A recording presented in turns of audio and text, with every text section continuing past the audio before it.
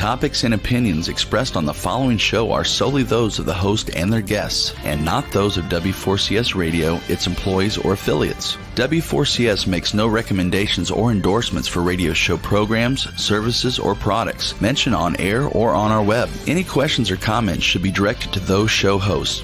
Thank you for listening to the Cancer Support Network on W4CS.com.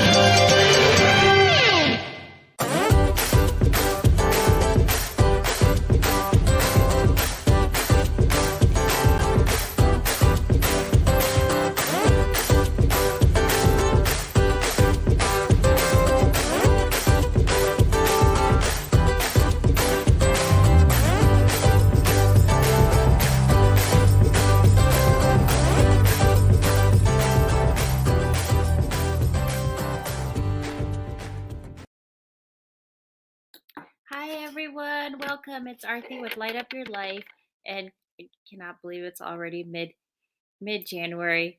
And I apologize. I'm feeling a little bit under the weather, but I'm still here, and I wanted you all to know that I think everyone at this point either knows someone or has had someone that is just going through the motions. So just stay present and stay with them, and I encourage you to take care of yourselves.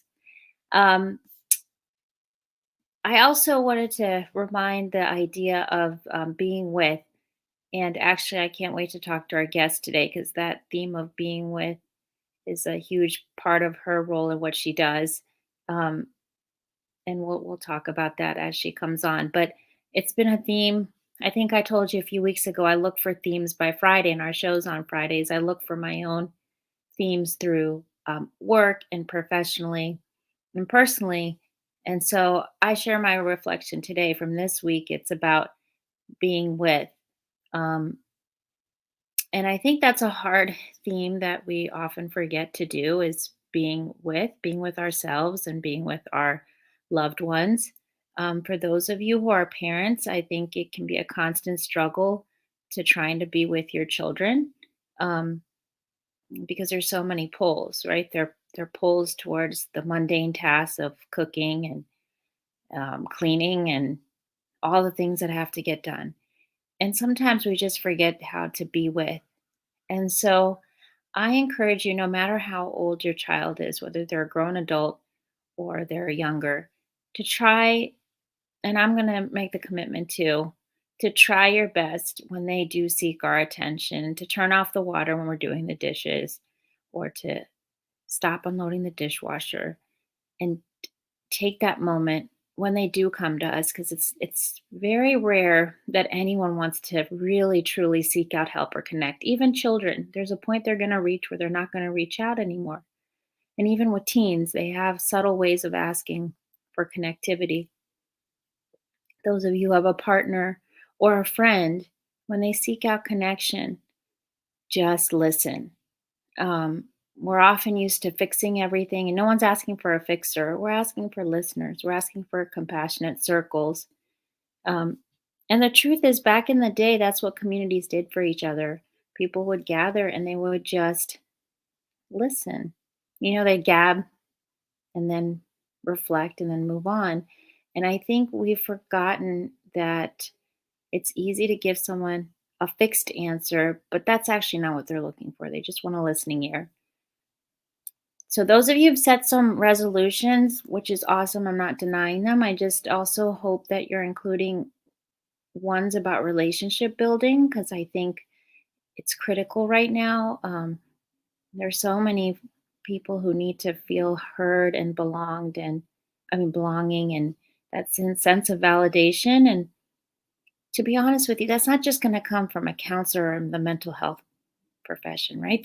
That's part of maybe the equation for some people who really need that help as well, especially through the last almost 3 years of our pandemic coming up. But the fact that they need their friends, families, and loved ones to hold them in a really compassionate, caring, empathetic space.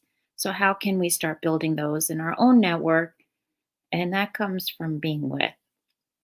And then being with self would mean taking care of ourselves, right? Like, for example, it's hard for me to create some things for myself too. But today I've decided I will do a few things and then I'm going to take some rest and put away my technology and phone. So I have a must do list. And after that, it's okay. Things can wait.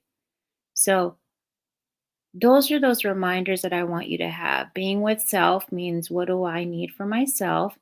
And being with also means how am I with others? And it's all relational in terms of having those conversations with ourselves. Well, moving on. Today's topic and today's title is called "The Science Behind People," and and Jessica Shields is our special guest today, and she and I are going to talk a little bit about the idea behind um, what makes people so fascinating. Because she really loves and she's really passionate about the intermix of relationships, but also science. Um, she described herself as being a nerd, and I kind of appreciated that because I actually am a big nerd too myself on always wanting to be a sponge of information for myself, especially in the world of psychology. Um, and so she actually has a background in genetics counseling, and I think it's a really important topic for us to be able to share today with you all because there isn't a lot of research out there or knowing about it. I only got to know about genetics counseling when my mom was in her cancer treatment, and she had the genetic counseling piece done, and then I did too to see if I was a carrier for that ovarian cancer cell marker. And so, why I tell you this is that whole process was so humbling, and Jessica shares her own experience, and we'll share our own experience with it. But it kind of reminded me of like the idea behind prevention with it, and how can we utilize this modality as also prevention in our health and information giving. Um, and so Jessica has a passion for being in the coaching industry. She's a professional life coach, and she also has her own coaching consulting firm. And I really look forward to our conversation and for her to be able to share her wealth of knowledge. So I welcome Jessica onto our show for today. Hello, Hi, Jessica. me. How are you? I'm great, thanks. How are you? Good, good. Feeling a little under the No, weather, no, but wait a minute, wait a minute, wait a minute. That is the standard American answer. The answer we right? give at the grocery store. So let me go back. I'm feeling Rephrase. okay. I'm feeling okay. Last night I was feeling like crap, but I'm feeling okay today. So my answer is okay. Yes. See, Yes, I see, love that. see. Authenticity, right? You don't want to Right. give the standard general answer because then it doesn't allow for the opportunity to expand and kind of connect like you were talking about, right? Or like truly listening to somebody because then the conversation just ends right there. Good. Yes. And, you know, Yeah. where else could you take that to start developing and connecting to somebody to be able to really listen to what their story is and what they're really going through, right? Right. That's right. And honestly, Jessica, don't you agree that is a very American thing for us to ask, "How are you?" And then the answer, standard American answer, like our sad American diet is, I call it our standard American answers. I'm good. Absolutely. Yep, I'm good. And again, the conversation just ends there. And it's so interesting because I've actually myself kind of practiced.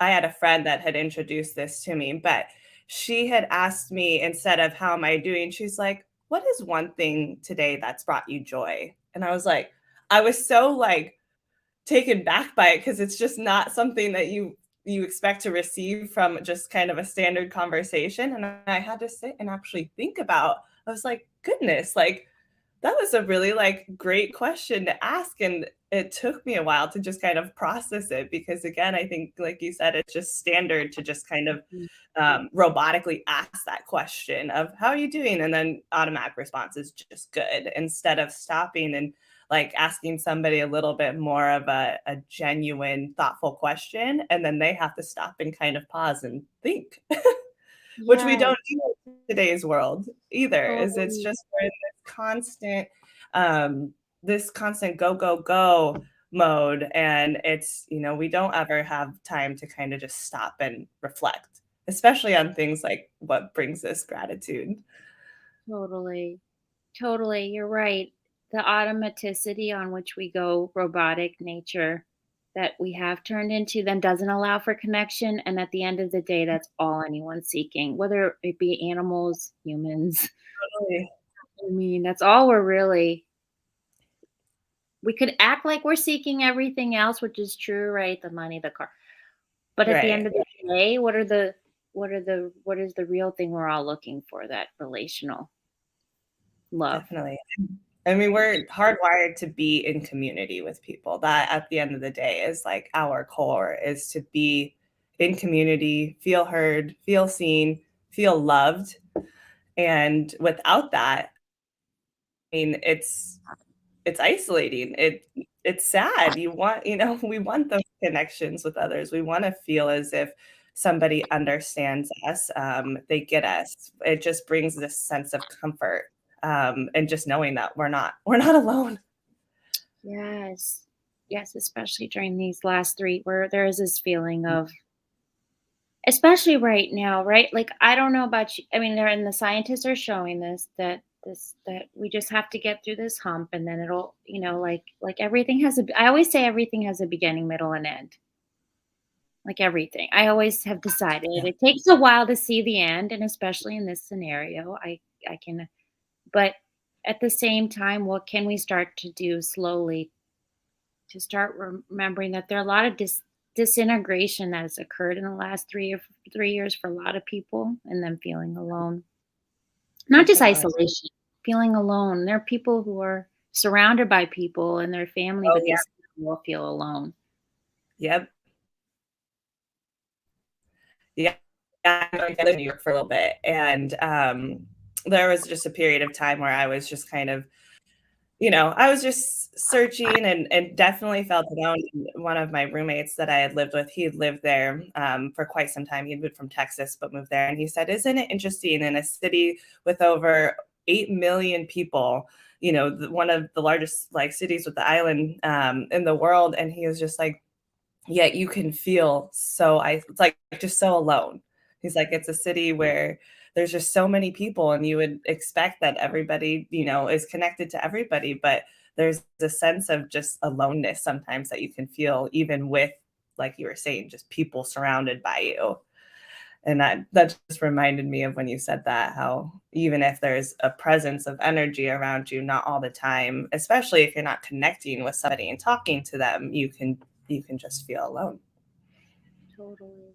Um, And it comes back to that communication model. Like, how are we going to choose to relate to one another, right? Like, and mhm. that's why I think today's topic is so fitting because even though we're talking about the science behind people, all the literature, and even these biologists and folks who are doing that work at the cellular level will tell you they've done the studies. Like, what can it look like when there's relational building that can affect people even at that basic cellular level, and in how it can totally enhance their longevity for life or even for chronic illness. It's amazing, actually. Yeah. I mean, I see that a lot with the work that I do in genetic counseling. And as a genetic counselor, like by trade, what genetic counselors do is essentially we work with families and individuals that may or may not have some genetic condition. So, for example, if you've heard of cystic fibrosis, maybe sickle cell anemia, but even something as you discussed earlier, cancer is also highly genetic as well. And so we talk to individuals and families kind of about the genetics 101, give them a little bit of an education about the genetics behind these certain conditions. We kind of map out their family history and see if there's something that might be indicating that it could be genetic, or might be something else, maybe environmental. But then we kind of walk through testing with them, give them different options, and ask them if that's something that they want to pursue. And then from there, moving forward, we kind of let them know what the results are and kind of help them process all of the information, because regardless of whether or not they make a diagnosis, the process in itself is very overwhelming, both mentally and physically, especially if some of these people are experiencing certain, certain symptoms of said disease. And so it's interesting when you're saying just kind of connection as a genetic counselor, we're able to build those relationships and those connections with those individuals. However, I think there's like a deeper layer that comes from an extended part of our job, which is after we talk to the patients and let them know kind of, how to move forward with this information, whether it be something like prevention. So, for example, cancer, if somebody gets diagnosed with a genetic form of breast cancer, they could get a bilateral double mastectomy and reduce their risk of that genetic type of cancer by over 95%. So aside from, talking to them more about the physical prevention of and management and screening of some of their genetic test results and what they can do for these diseases, there's also, I think, like the mental aspect of it, and how moving forward are these people going to be able to continue to process this information, maybe accept this diagnosis, or accept not having a diagnosis and integrate that into their life. So another part of a genetic counselor job is to connect them to resources. And one of those resources, which I think is extremely important, is something like support groups or therapy, or something for them to be able to, again, kind of continue to process this. And in the moment, a lot of these patients, they do feel alone. They feel isolated. It's like when you get a diagnosis with something, it's like, I mean, it's earth shattering sometimes. Or when, especially also, I know there's this common conception of getting a diagnosis could be devastating, but also not receiving a diagnosis can also be devastating. I've worked with families that have kiddos that have, a handful of, heart issues and seizures and all of these different types of symptoms, and they can't pinpoint what is wrong, and they don't have a name for it. And that's in itself is such a journey, and so hard for them to just wrap their head around, because they want an answer. We want answers to everything. And so just going back to that, whether or not a diagnosis is received for any of these conditions, it can just be really overwhelming and hard for people to deal with, and they feel alone. So connecting them to resources like support groups, so they know that they're not alone in this, has just been, I've just witnessed it firsthand, how powerful those connections can be. And it takes some time for people to even, I guess, like, want to join support groups, because they might be scared. They don't want to accept the reality of their situation. Or they're afraid that hearing somebody else's story is going to make them feel worse about their diagnosis. But on the flip side, it can be a little bit more empowering to be able to say, like, wow, they've gone through this and they've overcome this, and I can do this too. Or them relate, with their different treatments that they're on and the different symptoms that they've been experiencing. And they're like, oh my gosh, like, I feel this too. This is so cool. How do you manage this, sort of a thing?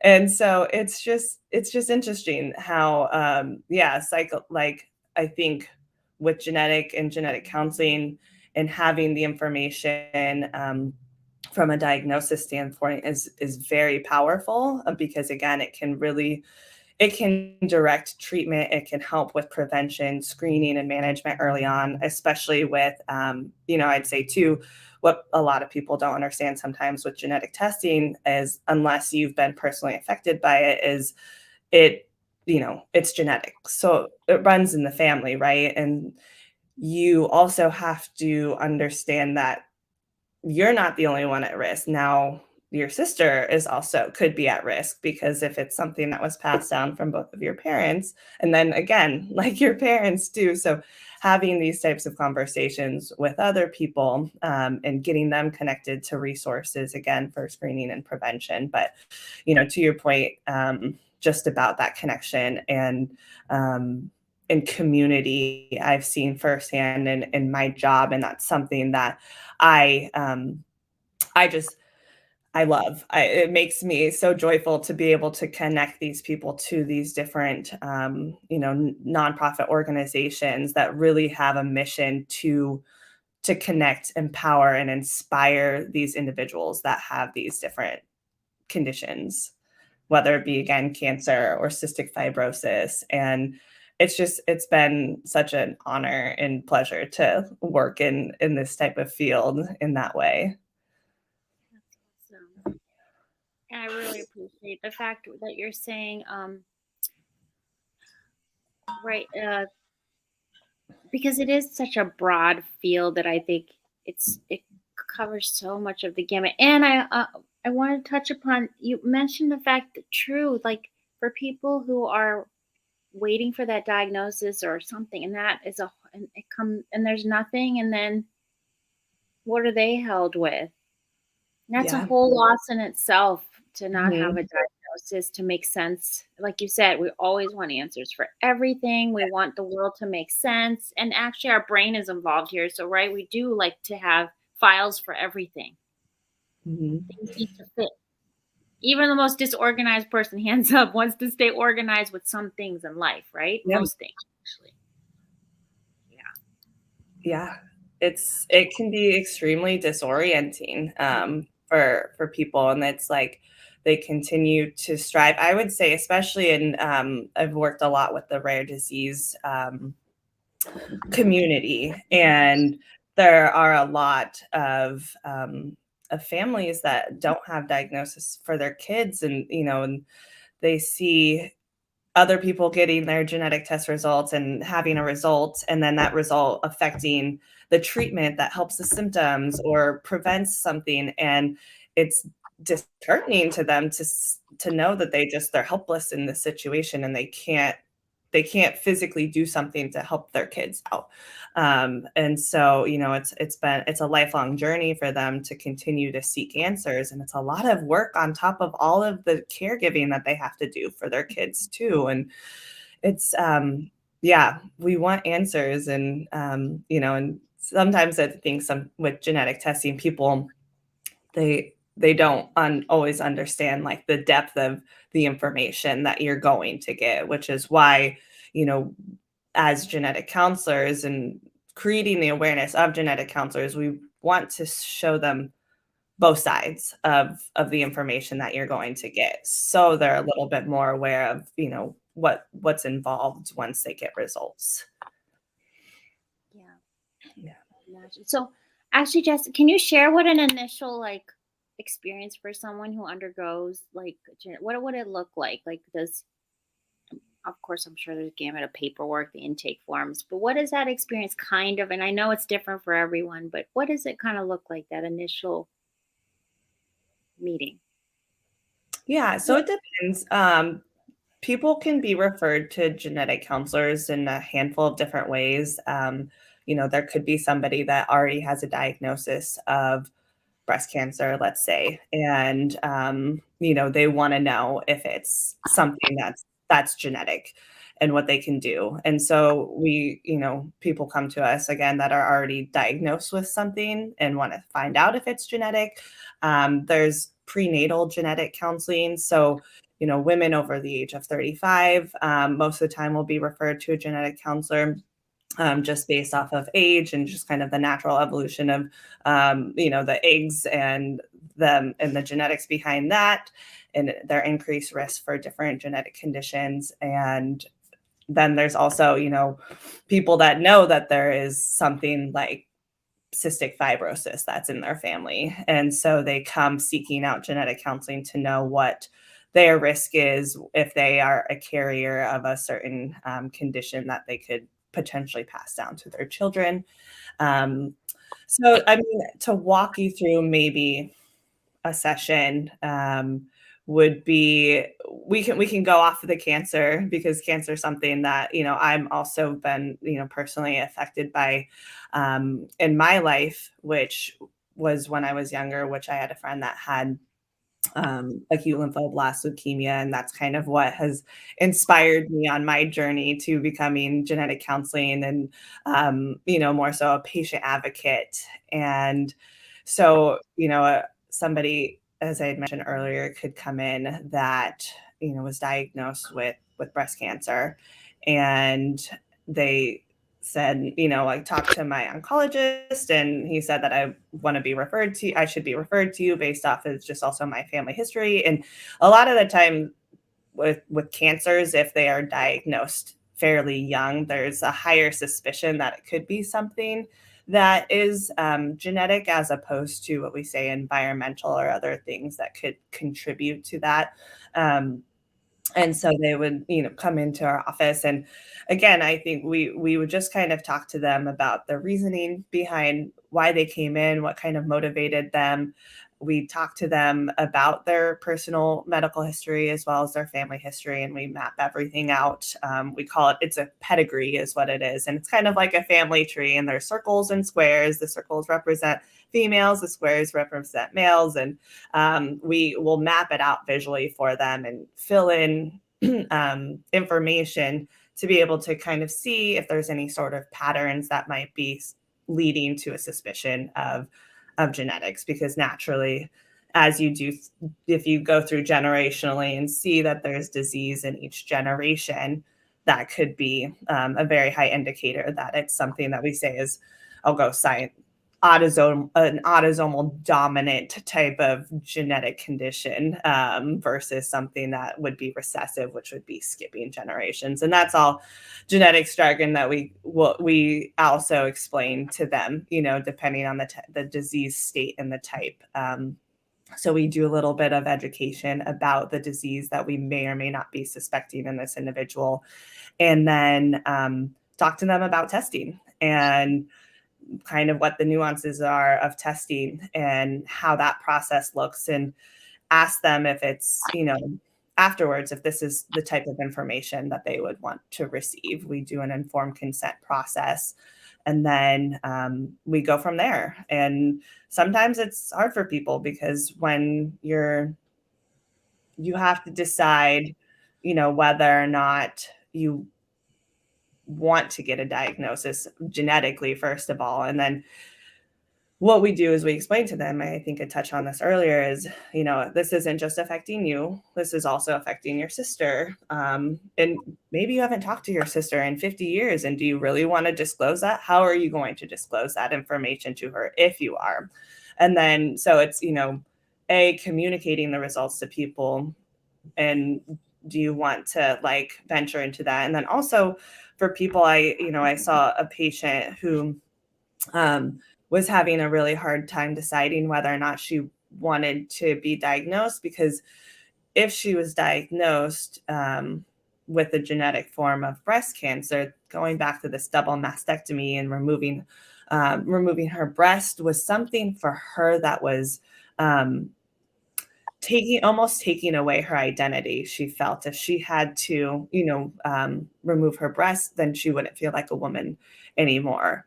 And so just that kind of a pressure of making that decision. Do I want to know this information? Because if I do know this information, then I'm going to have to decide whether or not I want to save my life or save my womanhood or my identity. And so there's a lot of psychological, I think, processing that goes on through these types of sessions. But we, as genetic counselors, that's what we want to do, is we just want to make them aware of, what the benefits and limitations are of these genetic tests that you have. And then at the end of the day, it's what they want, what's best for them. And if they decide to move forward with testing, we'll order it. I used to do a lot of work at an actual genetic testing company, a laboratory, and essentially they just read the book of your DNA to just give a little behind the scenes of a genetic testing company. Blood, saliva, tissue samples will be sent to the lab.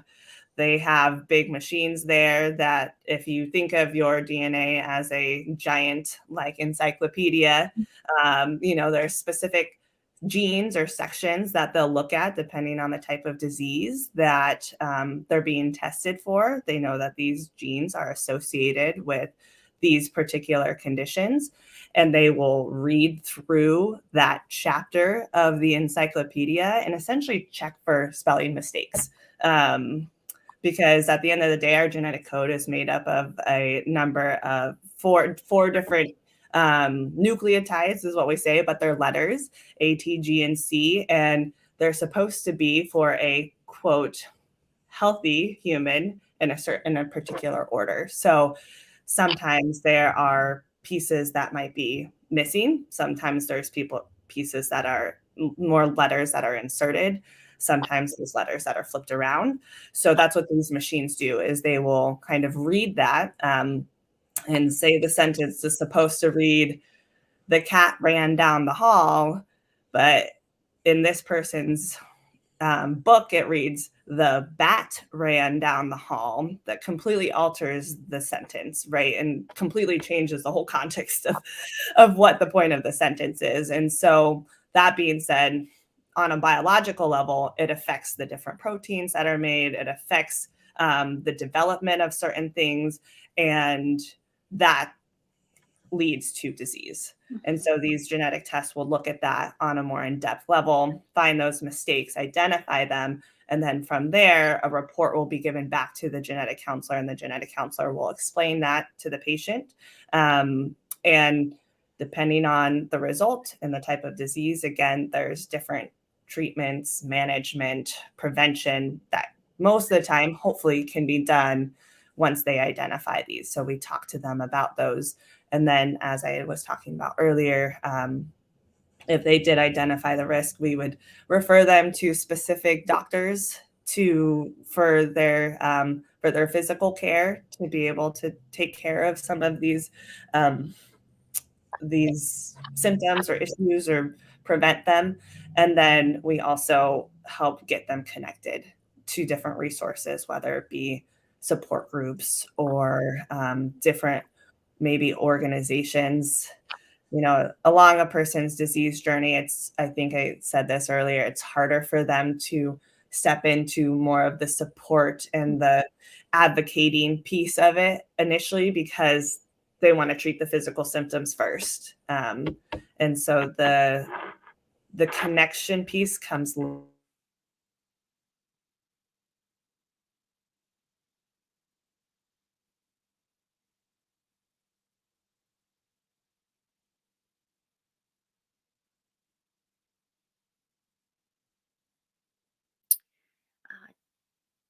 Jessica, I think my screen might be frozen.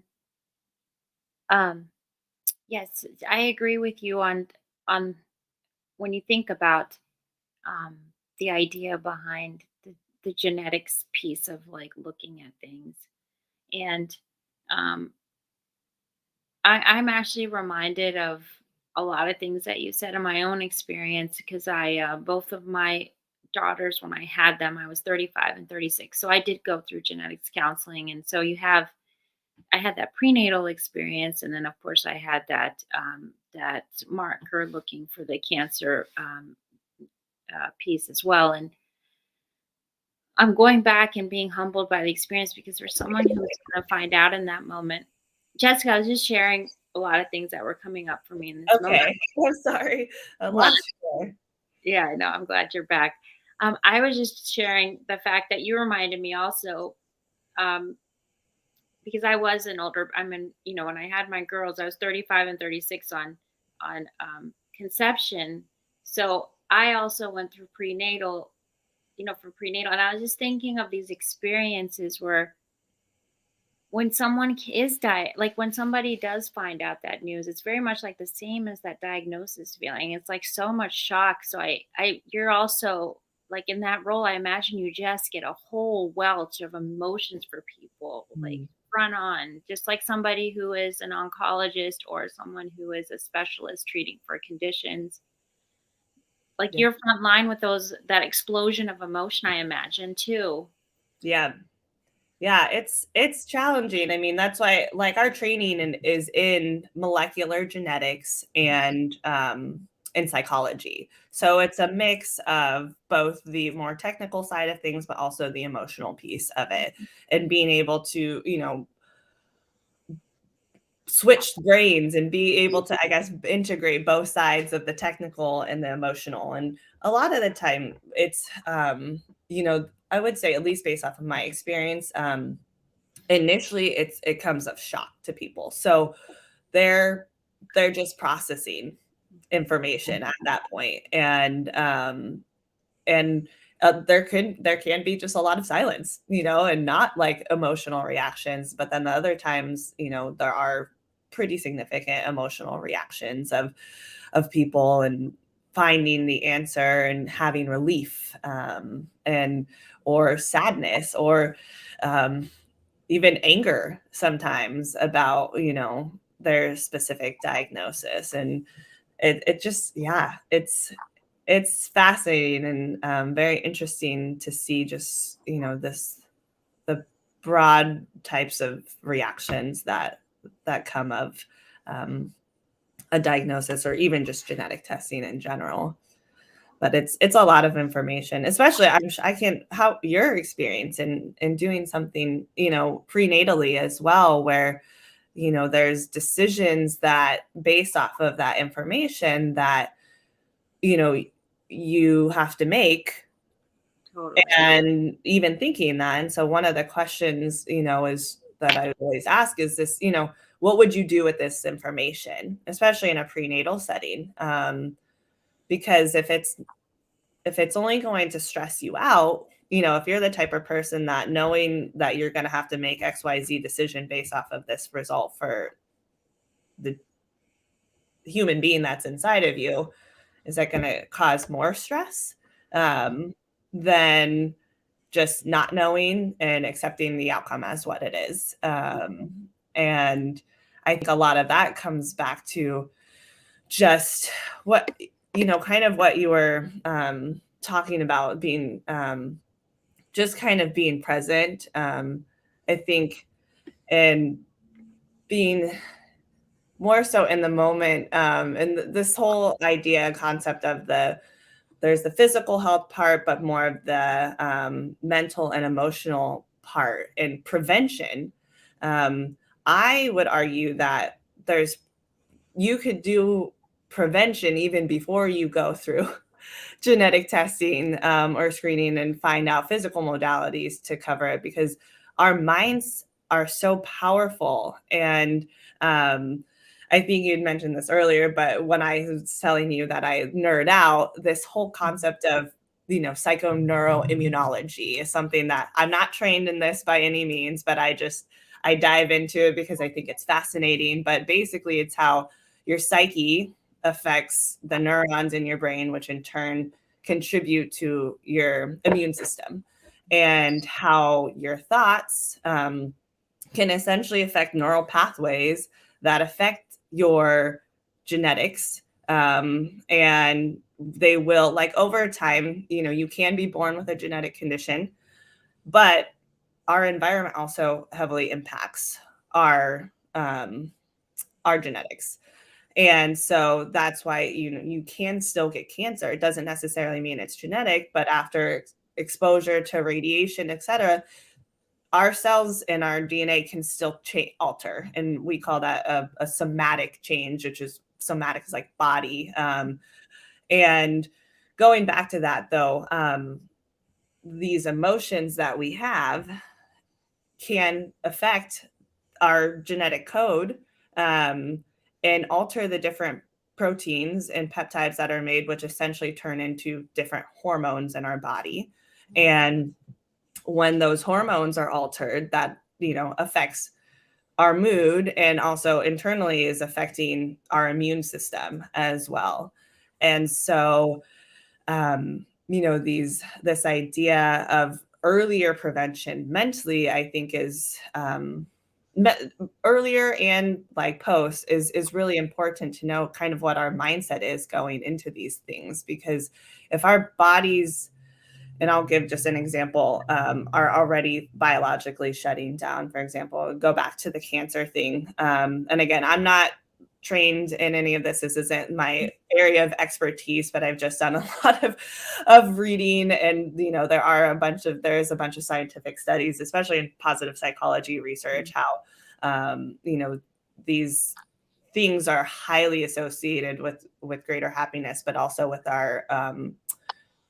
our immunity. But if somebody gets diagnosed with cancer sometimes, and then the next day they just pass away out of nowhere, and it's, my question is like, well, if they had not known that, would they had lived a little bit longer, maybe? Like, what was their mentality, after they got their diagnosis? Was it something that was devastating to them, and it was, this is going to be the end of my life? And if your body's already biologically shutting down, if your mind starts shutting down, it starts creating those chemical hormones that are going to it only catalyzes a reaction, right, in the body. And so it's a fascinating field that I've just kind of dived into, and I'm just am such a advocate, I think, for just that mental health piece of it, and the positive psychology. And people can say, oh, you can't always just be so happy and be positive all the time, but there are studies. I mean, we do have to recognize our emotions and sit with those, because that's also very beneficial and healthy for us to be able to acknowledge those, accept them, and move forward with them. But that's where the moving forward is finding that gratitude, being present, being in the moment, and reframing the way that we think of things to have, a more joyful and better outcome moving forward. Totally. Yes. And they do show it, right? Gratitude, joy. I mean, it's all in the Yale has a whole, they have so many different institutes on happiness and the positive psychology movement, and how many studies have been done at that cellular level that have shown people drastically being able to change. The cellular. I mean, there's a book by Joe Dispenza, and he does a lot of work in this field. It's called You Are the Placebo. And I mean, it is just absolutely wild and incredible to hear the stories of, and it's all evidence-based studies that have been done of these people that maybe have Parkinson's disease and have cured some of their symptoms, or helped manage some of their symptoms, just based off of their mentality and their thinking, and a lot of meditation and things factor into all of this health and wellness and well-being, and getting out to nature, finding what brings them joy, what motivates them, and how do we capture that and embody that, and then integrate that moving forward into our thoughts and our actions and our behaviors. And it's fascinating. It is really. So I tell the audience all the time, I love Sadhguru, who is this truth seeker of the knowledge. I just love him so much. Plus, he drives his motorcycle at like 7 years old. But anyways, I bring him up because the other day on my Instagram feed, there was a short video with him talking about how can we help teenagers who are depressed. Mm-hmm. And you know what he said? He said, put them into an art and put them into a sport, or give them if they haven't already. And you know what that reminds me of? That gratitude and joy through expression is exactly what it is, right? The expression of what we can do for people, and how it does increase that. If we have a predisposition to, because there are some families who have a predisposition, they are showing it for depression, for bipolar disorder, or ADHD. I mean, we can't deny that there are some things that have a link. Yep. And the work that you're saying. But how can we then scaffold it and start to add layers of, let's look at the whole self on what is in our power of the nutrition and health, and then those activities that do fill our cup. Totally. Yeah. A more holistic approach to things is just, I always come back to the triangle, which is one of the, my logo, right? And there's just so many associations with like the triangular symbol, and where it's, mind, body, spirit, right? The body can be treated physically, yes.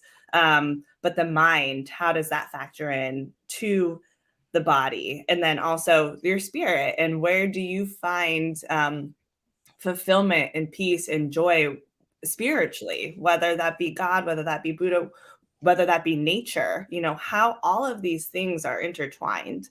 And I mean, and it comes back, I don't know, the whole triangle thing, right? Even in cognitive behavioral therapy, right? Like thoughts, actions, feelings,